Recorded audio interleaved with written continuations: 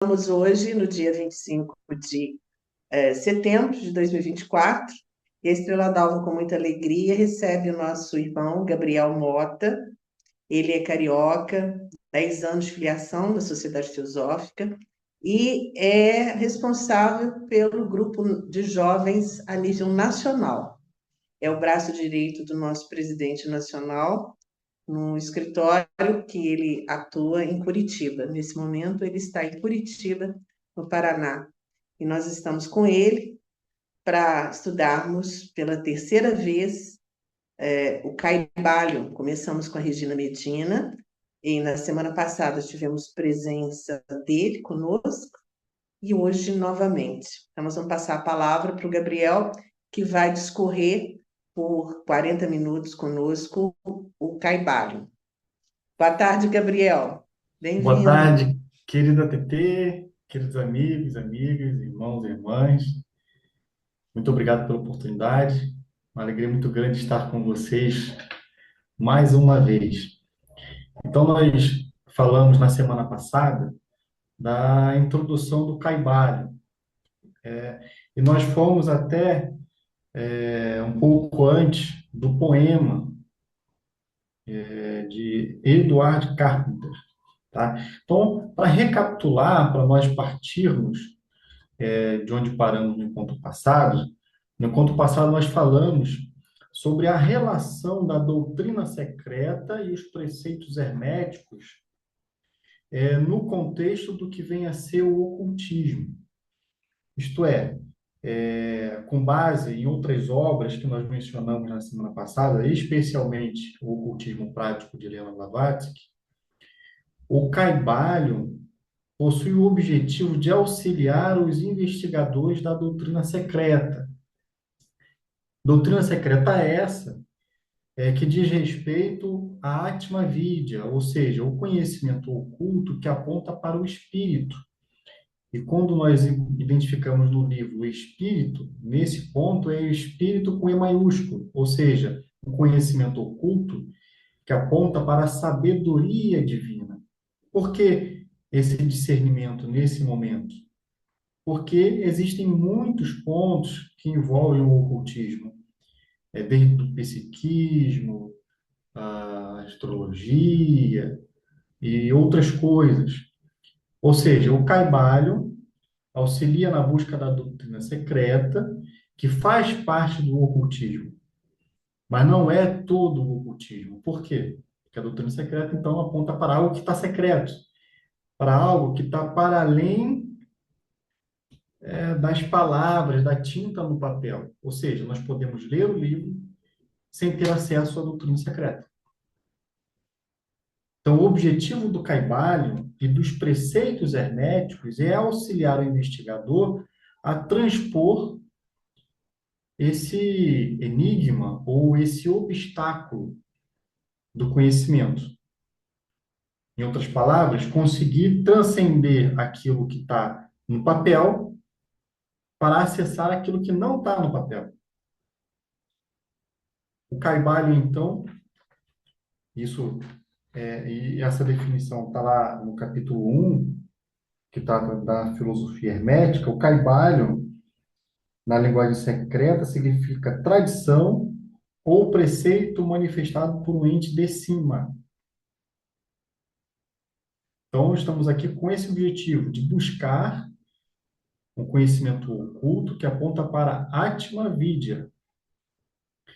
E nós paramos na semana passada nesse ponto que eu falei ainda há pouco. E eu vou, então, retomar a leitura, feita essa breve recapitulação. Dos lábios aos ouvidos, a verdade tem sido transmitida entre esses poucos. Sempre existiram em cada geração e em vários países da Terra alguns iniciados que conservaram viva a sagrada chama dos preceitos herméticos e sempre empregaram as suas lâmpadas para reacender as lâmpadas menores do mundo profano, quando a luz da verdade começava a escurecer e a apagar-se por causa da sua negligência, e os seus pavios ficavam embaraçados com substâncias estranhas. O livro está indicando para nós que ao longo das eras, ao longo dos séculos, ao longo dos tempos, existiram pessoas que se dedicaram a auxiliar na manutenção da verdade. Essa verdade aqui faz menção, né, faz justamente alusão à doutrina secreta, a algo que não está escrito no papel. Então, pessoas vieram ao mundo para auxiliar no esclarecimento do entendimento de Atma Vidya, da sabedoria divina, que é acessada por meio das chaves herméticas, ou seja, realizando o Kaivalya, passando por esse processo místico do Kaivalya, acessando esse ente de cima. No encontro passado, o Luiz mencionou a obra que está sendo estudada pela Loja Estrela d'Alva, que nós vamos estudar daqui a pouco por meio da preleção do Ricardo Lindemann, e ele mencionou pontos da obra que fala, tá aí, ó, o homem, de onde, da onde veio, como veio, para onde vai. Ele mencionou trechos que dizem respeito a Hermes. Então, um homem histórico. E nós mencionamos, a título de exemplo, Jesus Cristo. Então, existe o Jesus histórico, mas existe o Jesus atemporal, Jesus o Cristo. Então, o livro faz uma menção a Hermes, mas deixa de forma enigmática o que seria Hermes Trismegisto. Ouso dizer que esse Hermes Trismegisto seria um ente espiritual, assim como Jesus ou Cristo, que é diferente do Jesus histórico, do Jesus homem. Aqui, retomando o ponto do livro, e isso em alguns momentos da obra volta a ser tratado, essas pessoas que se dedicaram à preservação, que se dedicaram a cuidar do altar da verdade, formaram, de tempos em tempos, escolas de mistérios. Escolas essas que tinham como exigência alguns requisitos. E essa análise para decidir quem participava ou não das escolas de mistérios tinha como ponto, né, tinha como ponto de análise justamente a mente do candidato. Por isso que se diz que os sábios davam leite às crianças e carne ao homem feito. Porque não era possível, ou melhor, não é possível tratar de questões extremamente abstratas e ocultas com aqueles que ainda não estão com a mente apta, ou talvez com uma estrutura física, ou mesmo considerando a sua fisiologia ou anatomia oculta, para ter acesso a esses pontos mais ocultos. Dando continuidade, existiu sempre um punhado de homens para cuidar do altar da verdade, em que mantiveram sempre acesa a lâmpada perpétua da sabedoria. Podemos dizer que a sociedade teosófica, em certa medida, por meio dos precursores da sociedade teosófica, Helena Blavatsky e muitos outros, né? O Olcott, são essas pessoas também. Pessoas que se dedicam a manter acesa a lâmpada perpétua da sabedoria. Na obra A Chave para a Teosofia, há a menção de que a sociedade teosófica segue uma linha de pensamento iniciada há séculos atrás por Ammônio Sacas, tendo como base o pilar da liberdade do pensamento. Vejo que a questão da liberdade de pensamento está intrinsecamente ligada a preparação mental para adentrar as escolas de mistérios. Por quê? Será que é possível haver o despertar da consciência, o dilatar da visão acerca da sabedoria divina por meio da imposição? O que eu quero dizer? Vejam, aqui está o Caibara. Então, a gente inicia uma igreja, a igreja eterna do Caibara, vamos dizer assim, um exemplo. E, de repente, a gente começa a vaticinar verdades e criar uma religião com base nisso e falar o seguinte: olha, sem isso aqui você não tem acesso ao paraíso. Sem dar a oportunidade da dúvida, ao questionamento, à crítica, impondo, em outras palavras, dizendo: eu tenho a verdade e posso passar a verdade para você. Se você não quiser esta verdade, a porta da rua é a serventia da casa.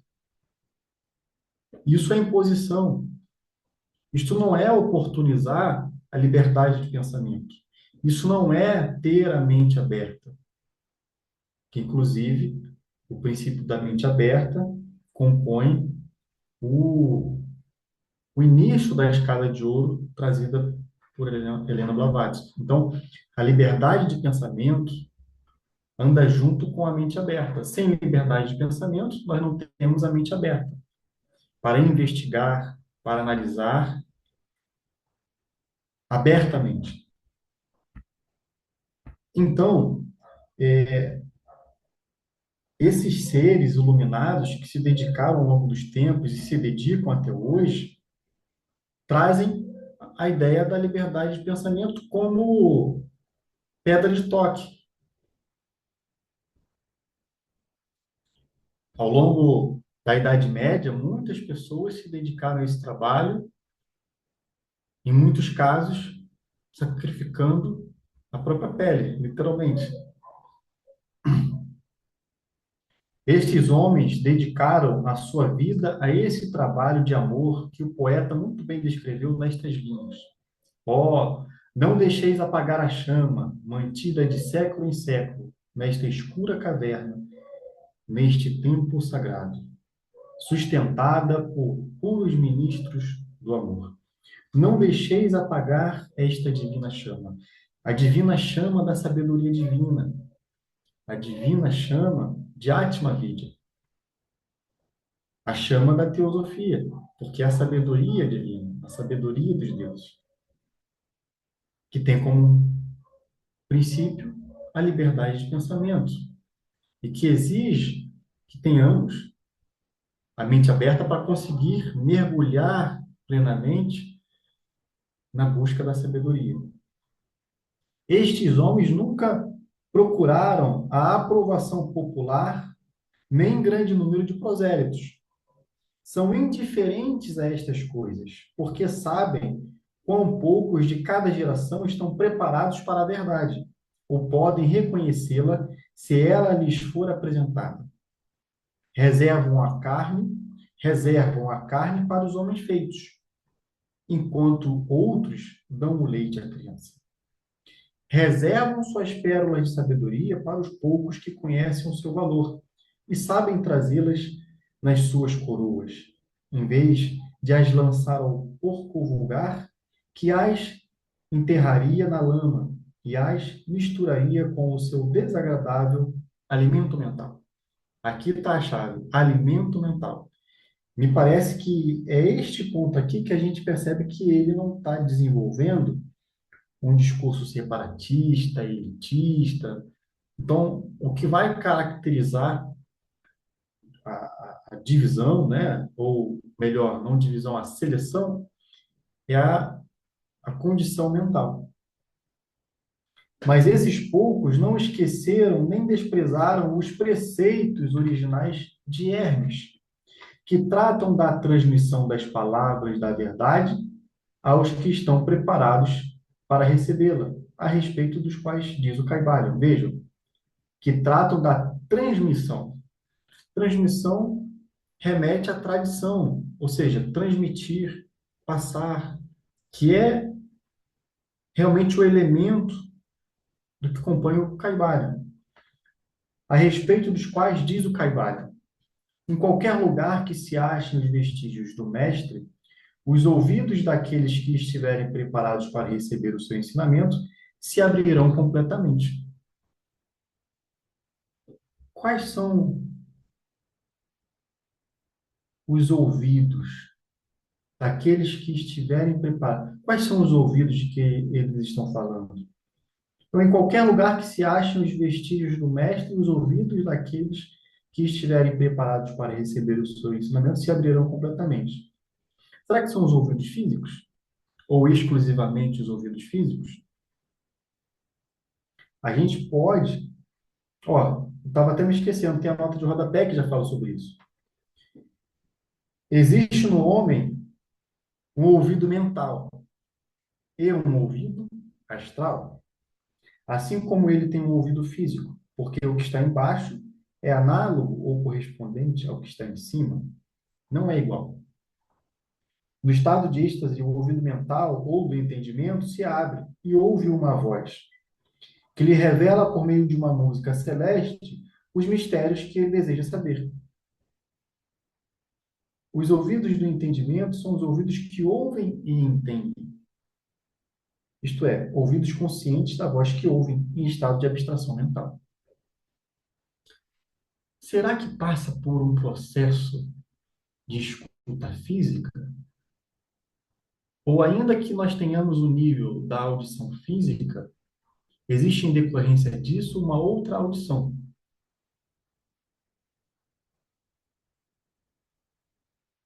Então, a gente começa aqui o processo, é como se fosse o início de uma reação química, que a gente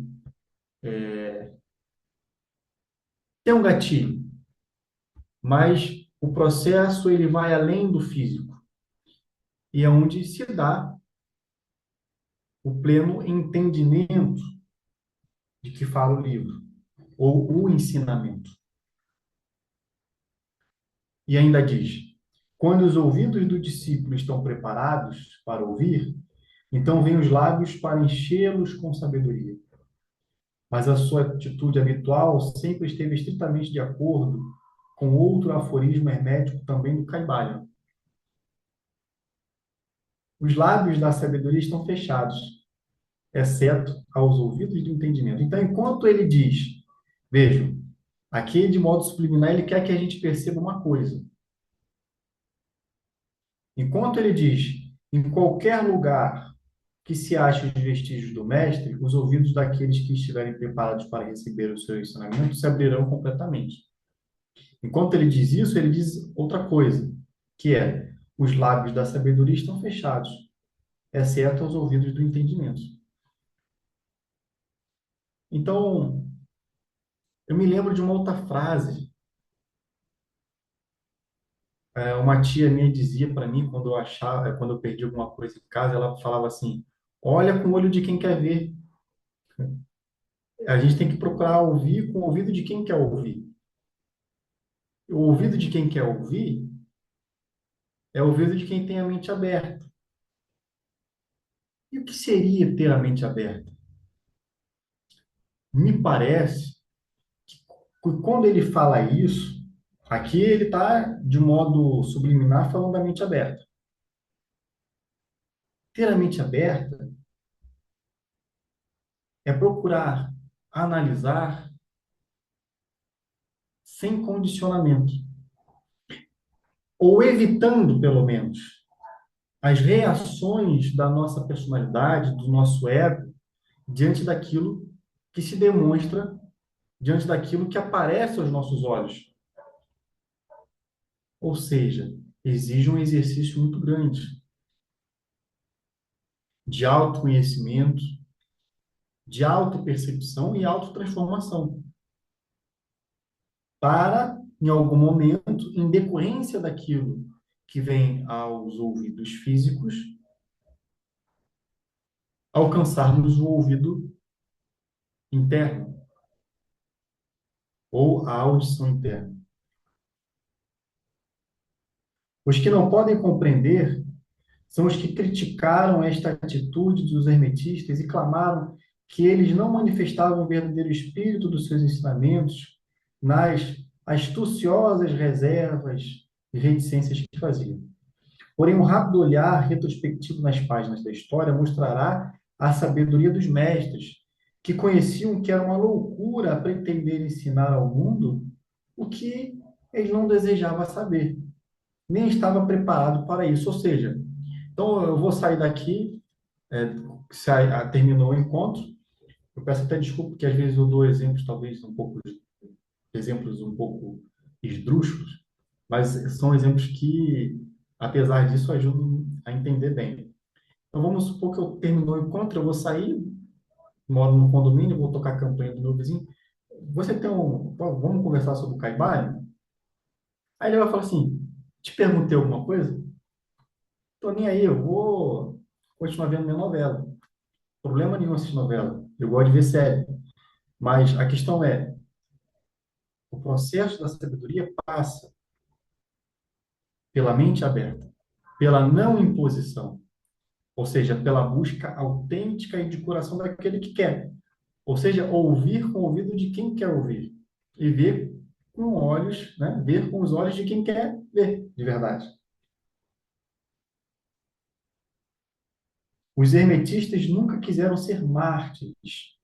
Antes, pelo contrário, ficaram silenciosamente retirados com um sorriso de piedade nos seus fechados lábios, enquanto os bárbaros se enfureciam contra eles, nos seus costumeiros divertimentos de levar à morte e à tortura os honestos, mas desencaminhados entusiastas, que julgavam ser possível obrigar uma raça de bárbaros a admitir a verdade, que só pode ser compreendida pelo eleito já bastante avançado no caminho.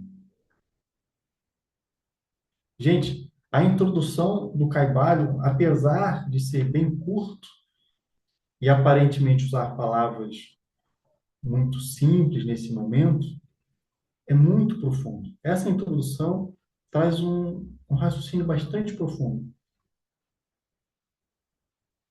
E o espírito de perseguição, por que eu estou dizendo que é profundo? Ele está falando de princípios primordiais no estudo do ocultismo. Ele fala da doutrina secreta, ou seja, de modo indireto, a Atma Vidya, fala sobre a necessidade da mente aberta. E o espírito de perseguição ainda não desapareceu da Terra. Há certos preceitos herméticos que, se fossem divulgados, atrairiam contra os divulgadores uma gritaria de desprezo e de ódio por parte da multidão, que tornaria a gritar: crucificai-os, crucificai-os. A título de exemplo, no capítulo 8, perdão, no capítulo 7, que trata do tema o todo em tudo, lá por volta do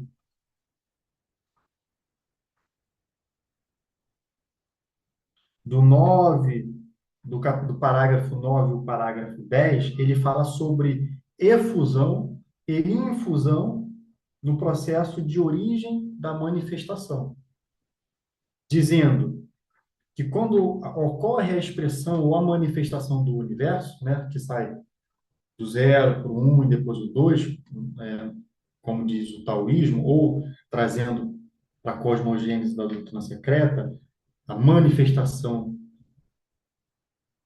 do demiurgo, ele diz aqui o seguinte: existe a efusão, que é o transbordar, o jorrar, o manifestar do todo por meio da criação do universo. E o processo de infusão, que é o processo de concentração ou retorno para a fonte. Enquanto a efusão é um processo geral, a infusão é um processo individual, que é o processo de iluminação. Ou seja, existe a descida da matéria e depois o retorno ao paraíso. Sabemos que muitas religiões com todo respeito, exotéricas, limitam o entendimento apenas a um processo, falam parte desse processo. Por isso me parece que com efeito, né, com autoridade, ele diz: se formos falarmos de alguns dos preceitos herméticos, corremos o risco de ser crucificados. E mais, nesse processo de efusão e infusão, nós podemos identificar um fenômeno que conhecemos simbolicamente como Lúcifer. E sabemos que algumas religiões têm uma interpretação exotérica, indicam Lúcifer como algo ruim. Mas vamos olhar os textos bíblicos, que me parece que Lúcifer tem alguma relação com o nome desta loja, né, Estrela d'Alva. Tá lá. Jesus é a estrela da manhã, seria a estrela d'alva. Em outro momento diz, Lúcifer é a estrela da manhã ou a estrela d'alva. Então, se falarmos isso, corremos o risco de ser crucificados, atacados. Ora, então Jesus seria o mesmo que Lúcifer? Alguns dizem que sim. E aí, aqueles que tiverem interesse em investigar, vai buscar. Então, ele conclui esse capítulo, né, introdutório, com o seguinte parágrafo: nesta obra, nós nos esforçamos por vos oferecer uma ideia, vejam, uma ideia dos preceitos fundamentais do Caibalion, procurando dar os princípios acionantes. Eu acredito que este termo não é por acaso. Procurando dar os princípios acionantes. Por que acionantes? Porque é para acionar um processo, que é um processo interno, e vos deixando o trabalho de os estudar, em vez de tratarmos detalhadamente dos seus ensinamentos. Vamos aqui voltar lá no terceiro objetivo da Sociedade Teosófica, que é, nós temos o primeiro, o segundo e o terceiro, que é estudar ou investigar, ou incentivar a investigação dos poderes latentes da alma. Os poderes latentes da alma, que fala o terceiro objetivo, não está falando exatamente de poderes da personalidade, mas poderes da alma. Ou seja, Atma, Budi e Manas. Um desses poderes é a capacidade cognitiva. Nós temos a capacidade cognitiva e a capacidade volitiva. O que é a capacidade cognitiva? É investigar, que anda junto com a volição, que é a vontade. A vontade de buscar. Sem a volição, sem essa verdadeira vontade, que vem de Atma, nós não vamos penetrar efetivamente na doutrina secreta, que é Atma Vidya, aquilo que é interno, que é espiritual. Então, os princípios herméticos ou os princípios acionantes são trazidos nesta obra para que possamos estudá-los, investigá-los. Então, a volição vai nos impulsionar para superarmos os obstáculos, os enigmas da nossa própria personalidade, que impedem que possamos acessar este ente de cima, por meio do Kaivalya. E quando eu digo Kaivalya, eu não estou aqui nesse momento falando do livro, mas de um processo místico. Se fordes verdadeiros estudantes, e aqui verdadeiros estudantes, aqueles que fazem uso dessa capacidade cognitiva e volitiva, né? Essas duas asinhas que precisam trabalhar juntas para alçar voo. Se fordes verdadeiros estudantes, podereis compreender e aplicar estes princípios. Se o não o fordes, deveis os desenvolver, porque, de outra maneira, os preceitos herméticos serão para vós somente palavras, palavras, palavras. Ou seja, isso aqui remete àquilo que nós trouxemos bem no começo do encontro da semana passada. Existe a doutrina secreta, que é secreta, e existe a doutrina secreta que está publicada. Nós podemos lê-la de cabo a rabo no livro, mas sem acessar a doutrina secreta não passa de palavras, palavras e palavras. Ou sem acessar e realizar efetivamente o caibalho, o livro, não vai passar de palavras, palavras e palavras. Esse livro, ele impõe um exercício mental peculiar, diferente de outras obras, porque ele é inteiro enigmático. E não é por acaso, é justamente para nos obrigar a desenvolver, que ele diz aqui: se for de verdadeiros estudantes, podereis compreender e aplicar estes princípios. Se ou não fordes, deveis vos desenvolver. Então, precisamos desenvolver. O livro, ele em si, podemos dizer que o livro já é um convite para uma iniciação. Com todo respeito da palavra, iniciação remete a um processo de iniciar um novo ciclo, um novo nível de pensamento, um novo grau de raciocínio. Então, precisamos sermos lançados a um novo nível, lançados acima, a algo mais elevado, a algo mais talhado. E concentrar nossas mentes nesses enigmas, para além do intelecto, ou seja, para além do cognitivo, ou seja, acessando os aspectos mais elevados da alma, conseguiremos nos tornar verdadeiros estudantes. Ou seja, sairmos da condição de teosofistas para teósofos, autênticos investigadores da verdade.